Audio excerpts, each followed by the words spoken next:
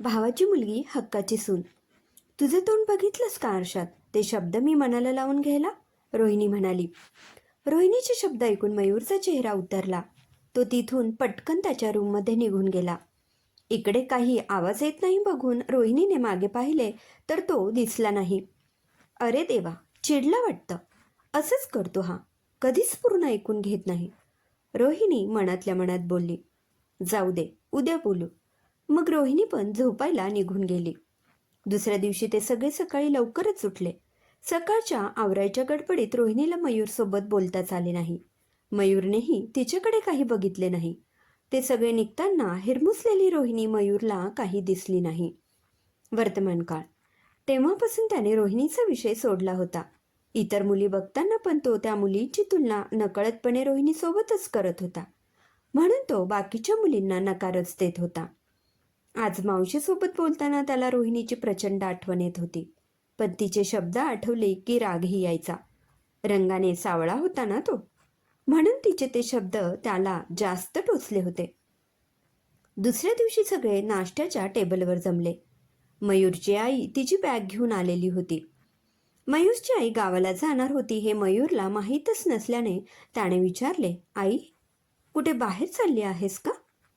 हो रे, आज रोहिणीला बघायला मुलगा येणार आहे, त्यासाठी बोलावलं आहे. मयूरच्या आईने त्याला खरं कारण सांगणं टाळलं होतं. पण रोहिणीच्या लग्नाचं ऐकून मयूरला चांगलाच धक्का बसलेला होता. त्याचा चेहरा बघून त्याच्या बहिणीने त्याला विचारलं, काय रे दादा, असा का चेहरा केलास? तुला तर नव्हतं ना करायचं लग्न तिच्यासोबत?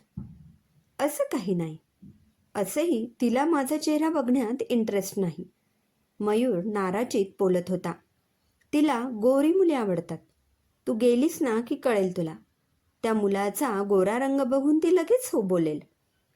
मयूरच्या आईला तिचं उत्तर मिळालं होतं. आई आणि तिची बहीण दोघीही गावाकडे निघून गेल्या. इकडे मयूर मात्र तोंड पाडून बसला होता. गावी पोहोचल्यावर त्यांनी जसं दार वाजवलं तशी रोहिणी धावतच मयूरच्या आईकडे आली होती. सासूबाई अशी साथ घालून रोहिणी त्यांना बिलगली. मयूरची आई पहिल्यांदा गोंधळली. नंतर रोहिणीच्या नजरेतील आर्जव बघून सगळं काही समजून गेली.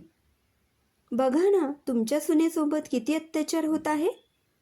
रोहिणीमध्ये फुल नौटंकी घुसली होती. तिचे ते वाक्य ऐकून रोहिणीची आई तिचे हसू दाबत किचनमध्ये पळून गेली. तिच्या बाबांनाही हसायला येत होतं, पण त्यांनी त्यांचे तोंड त्यांच्या हाताने झाकून घेतले. रोहिणीच्या दोन्ही आत्यांना रोहिणीचा अतरंगीपणा चांगलाच माहीत होता, पण त्यांनीही पाहुणे बघून त्यांचे हसू आवर्ते घेतले होते. काय प्रकार आहे हा? रोहिणीची मावशी रागातच रोहिणीला विचारत होती. तशी रोहिणी तिच्या आत्याच्या पाठी लपली. दादा, तुला सांगितलं होतं ना की रोहिणीला मी माझ्या मुलाला करणार आहे म्हणून, मयूरची आई म्हणाली. ते मी सांगायला गेलो तर फोनवर तिने मला बोलूच दिले नाही, रोहिणीचे बाबा म्हणाले. तुम्हाला माहिती आहे ना, तिला एखाद्या गोष्टीची उत्सुकता लागली की तिला दुसरे काहीच सुचत नाही. रोहिणीच्या बाबांनी रोहिणीच्या मावशीची बाजू सावरण्याचा प्रयत्न केला. नाही म्हटलं तरी ते तिच्या सासरकडचे होते. आता तिच्या लाडक्या भाजीचा विषय आहे म्हटल्यावर ती आनंदाच्या भरात विसरली असेल, रोहिणीचे बाबा म्हणाले. अहो, किती वेंधळेपणा असतो तिचा घरात, काय सांगू. बघ, आता तुझ्या वेंधळेपणापायी एका सासू सुनेची ताटातूट झाली असती, रोहिणीच्या मावशीच्या सासूबाई म्हणाल्या. तसे रोहिणीच्या मावशीने वरवर हसून दाखवले. मनातून रोहिणीच्या बाबांचे आभारही मानले. थोडाफार नाश्ता करून रोहिणीच्या मावशीचे सासरकडचे घरी निघून गेले. निघताना रोहिणीच्या बाबांनी परत त्यांची माफी मागितली होती. आता घरात फक्त रोहिणी, तिच्या आई वडील, तिच्या दोन्ही आत्या आणि आजी होती. सगळेच रोहिणीकडे बघू लागले होते. रोहिणी आता जरा बावरली होती. अचानक सगळेच हसायला लागले. रोहिणी मात्र अजूनही बावरून बघत होती. कसं सुचतं ग तुला असं, रोहिणीची मावशी हसत विचारत होती.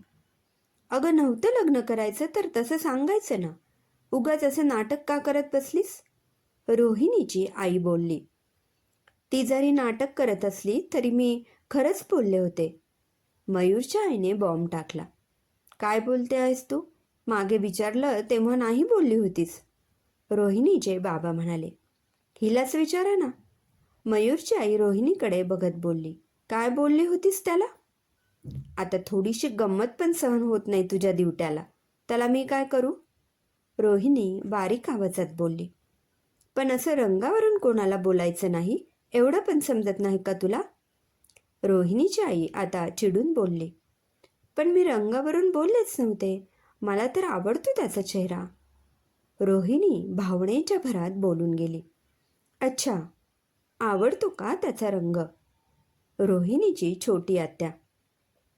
रोहिणीने लाजतच जीभ चावली. पण तू आता बघत पण नाही माझ्याकडे. मी तुझ्याकडे येऊन सॉरी पण बोलले होते त्याला. दुसऱ्या क्षणाला नाराज होत रोहिणी बोलली. बघत पण नाही? जेवढे दिवस तू होतीस ना तेवढे दिवस त्याचं तुझ्याकडे बारीक लक्ष होतं. तुझ्या आवडीच्या भाज्या, चॉकलेट्स, फुले सगळेच त्याने आणलेलं होतं. तू जिथे कुठे बाहेर जायचीस ना त्या प्रत्येक क्षणाची खबर तो ठेवत होता. तरी तुला वाटत होतं की तो तुझ्याकडे बघत नाही म्हणून? मयूरची आई बोलली. रोहिणीचे डोळे पाणावले. म्हणजे इथे जे तिने केले ते तिथे जावई बापूंनी केलं वाटतं. वाह, काय प्रेम आहे, रोहिणीची आई म्हणाली. रोहिणी मान खाली घालत लाजली. आणि त्याचं माझ्यावर सोड. तू तर तयार आहेस ना? रोहिणीची छोटी आत्या म्हणाली तशी रोहिणी लाजून तिच्या रूममध्ये पळून गेली. मग मयूरची आई तिच्या आईजवळ गेली. थँक्यू आई, मला वेळेवर बोलावलेस, मयूरची आई म्हणाली. म्हणजे तुला पण ते स्थळ नको होतं? रोहिणीच्या बाबांनी आईला विचारले. तिच्या नंदेला मी काय ओळखत नाही काय? आजीने रोहिणीच्या आईकडे पाहिले. तुझ्या बहिणीच्या सासरकडचे होते म्हणून मला काही बोलता येत नव्हते. म्हटलं रोहिणीची आत्याच आता काय तो मार्ग काढेल. परत हास्याचा फवारा उडाला होता. सॉरी ना ताई, रोहिणीची मावशी रोहिणीच्या आईच्या गळ्यात पडली. इतकं टेन्शन आलं होतं म्हणून सांगू. नंदेने खूपच प्रेशर टाकलं होतं. मनात नसतानाही त्यांना घेऊन यावं लागलं होतं. जे झालं ते जाऊ द्या. आता लग्नाच्या तयारीला लागायचे ना? मयूरची आई म्हणाली. नक्की? पण मग जावई बाप्पू तयार होतील? रोहिणीच्या आईने विचारले. बोलले ना ते माझ्यावर सोडा, रोहिणीची छोटी आत्या मिश्किल हसत म्हणाली. रोहिणी रूममध्ये येऊन बेडवर झोपली होती. ती तिच्या त्या गुलाबी आठवणीत हरवली होती. जसजशी ती मोठी होत होती तसतसं तिला मयूरच्या भेटीची ओढ वाढत चालली होती. त्याच्यासाठी तर ती अवघडातल्या अवघड झाडावर चढून आंबे, जांभळं, आळव, करवंदे, पेरू घेऊन यायची. त्याच्या चेहऱ्यावरचा आनंद बघून ती पण खुश होत होती. पण इयत्ता 9वी नंतर मयूर काही गावाला आलाच नव्हता. मग रोहिणी खूपच उदास झाली होती. पुढच्या वर्षी नक्की येईल या आशेवर ती पुन्हा तिच्या मूळ रूपात यायची. तब्बल 4 वर्षानंतर मयूर तिला दिसला होता. ती जरी धावतच तिच्या आत्याला बिलगली होती तरी तिचं मन कधीच मयूरच्या भोवती पिंगा घालायला गेलं होतं. मयूरला कळणार पण नाही अशा नजरेने रोहिणीने त्याला पाहून घेतले होते. उंच आणि पेदार शरीरयष्टी, लहानपणाच्या गव्हाळ रंगावरचं तेज अजूनच वाढलं होतं. त्याची बोलण्याची स्टाईल, चालण्याच्या स्टाईलने रोहिणीला पुरतं घायाळ केलं होतं. दुपारच्या जेवणानंतर तो अंगणात झोपला होता. रोहिणीने त्याला पाहिलं आणि मनातच म्हणाली, किती क्यूट दिसतो झोपल्यावर. तुला कळतील का रे कधी माझ्या भावना? पण हा एवढा हँडसम आहे, एक तरी गर्लफ्रेंड असेल की त्याची. त्यात माझ्या स्वप्नांचे बंगले कुठे बांधू? हा जागेवर इथे आहे तोवर काळजी तर घेऊ. रोहिणी मनातच विचार करत तिच्या खोलीत निघून गेली. संध्याकाळी चहाच्या वेळेस रोहिणीच्या आजीने रोहिणीला मयूरसाठी चहा घेऊन जायला सांगितले होते. जुनी नजर ती नव्या नजरेतले भाव वाचून गेली होती. एवढा मोठा झाला पण अजूनही कुंभकर्ण आहे. रोहिणीने चहासाठी आवाज देऊनही तो उठत नव्हता. मग नेहमीप्रमाणेच तिने मयूरचं पोट चहाच्या कपाला चिटकवलं. तसा तो खडबडून उठला होता. त्याने नेहमीप्रमाणे रोहिणीला उचलून हौदात टाकलं होतं.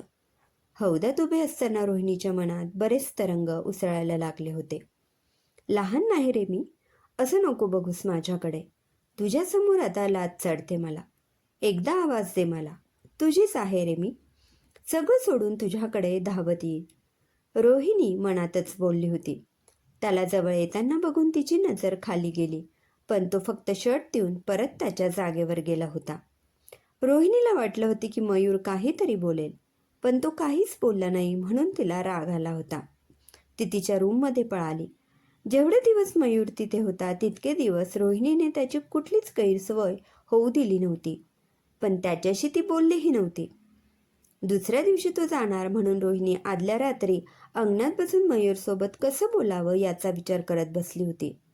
तेवढ्यातच त्याचा आवाज रोहिणीला आला होता.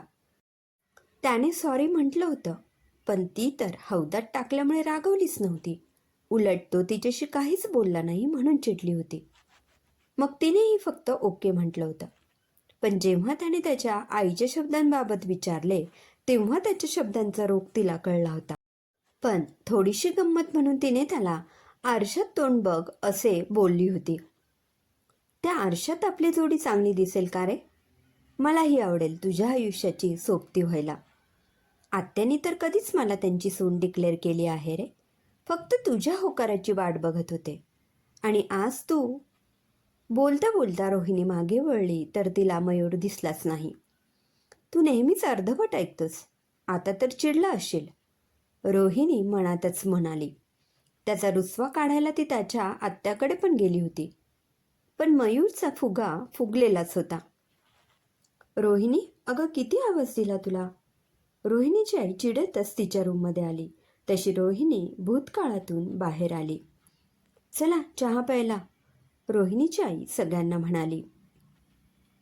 मग स्वप्नातून जागी झाली असशील तर फायनल करायचं ना? मयूरची आई रोहिणीला म्हणाली. आजवर तू मला सुनबाई हाक मारत होतीस ना? मी काही बोलले का त्यावर? पण मग तो तयार होईल का? चिडून बसला आहे ना माझ्यावर? रोहिणी गाल फुगवत म्हणाली. तुला म्हणाले ना ते माझ्यावर सोड.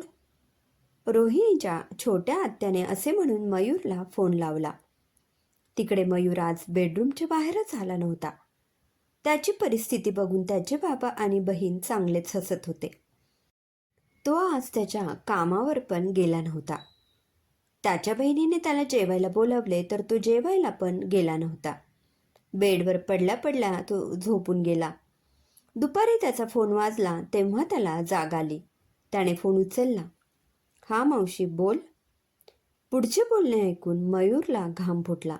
तो तसाच घाईघाईत निघाला. अरे कुठे चाललास? बाबांनी विचारेपर्यंत मयूर बाईकवर बसला पण होता. तो कोणत्या कपड्यांवर होता याचे पण भान त्याला नव्हते. आत्तू, तो आधीच चिडला आहे माझ्यावर. आता त्याला माझ्याबद्दल खोटं सांगितलंस, अजून चिडेल तो, रोहिणी घाबरत बोलत होती. काही नाही होणार. त्याची यायची वेळ झाली की बेडवर पडून राहा फक्त, रोहिणीची छोटी आत्या म्हणाली. मयूरला गावाकडे यायला किमान 3.5 तास ते 4 तास लागणार होते. त्यामुळे घरात सध्या तरी सगळे निवांत होते. पण मयूरने त्यांचं वेळेचं गणितच बिघडून टाकलं होतं. साहेब 3 तासातच गावाला पोहोचले होते. एक पाय घरात का दुसरा पाय दारात तो ओरडला, रोहिणी. घरातले सगळेच गोंधळले. मयूर एवढ्या लवकर येईल याची कल्पनाही कोणी केली नव्हती. त्याने समोर रोहिणीला बघितलं. सरळ तिच्या जवळ धावत जाऊन तिला घट्ट मिठी मारली. रोहिणी तर शॉकमध्ये गेली होती. दोघांनाही आसपासच्या परिस्थितीचं भानच राहिलं नव्हतं. त्याच्या डोळ्यात आसवे होती. तिला नीट बघून मयूरचं मन स्थिरावलं होतं. त्याने त्याच्या मावशीकडे पाहिलं तर ती मिश्किलपणे हसत होती. तसा तो भानावर आला. त्याने सगळ्यांच्याच समोर रोहिणीला मिठी मारली होती. तो आता ओशाळला होता. मग त्याला त्याच्या मावशीचे फोनवरचे बोलणे आठवले. अरे रोहिणीच्या हाताला चांगलंच लागलं आहे रे. तिला बघून तिला बघायला आलेला मुलगा तिला न पाहताच पळून गेला. त्याने मावशीकडे रागात बघितलं. तू तर तिच्याकडे बघणार पण नव्हतास ना? मयूरची मावशी बोलली. हो, तिचं नाव पण काढायचं नाही असं बोलला होतास ना तू? मयूरची आई. सगळे मयूरकडे रोखून बघत होते. रोहिणीची नजर जमिनीला खिळलेली होती. आता तर मयूरचे बाबा आणि बहीणही येऊन पोहोचले होते. मयूरच्या आईने त्यांना पण बोलावून घेतले होते.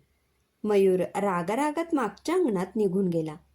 मयूरच्या आईने रोहिणीलाही त्याच्याकडे जायला सांगितले. पहिले तर ती घाबरली होती. नंतर सगळ्यांनीच सांगितल्यावर ती मयूरकडे गेली. तो अंगणातल्या खुर्चीवर बसलेला होता. रोहिणीने त्याच्या खांद्यावर हात ठेवला तसा मयूरने परत तिच्या कमरेला मिठी मारली. परत अशी जीवघेणी मस्करी कर, मग बघतो तुला. मयूर मुसमुसला. रोहिणीचेही डोळे पाणावले.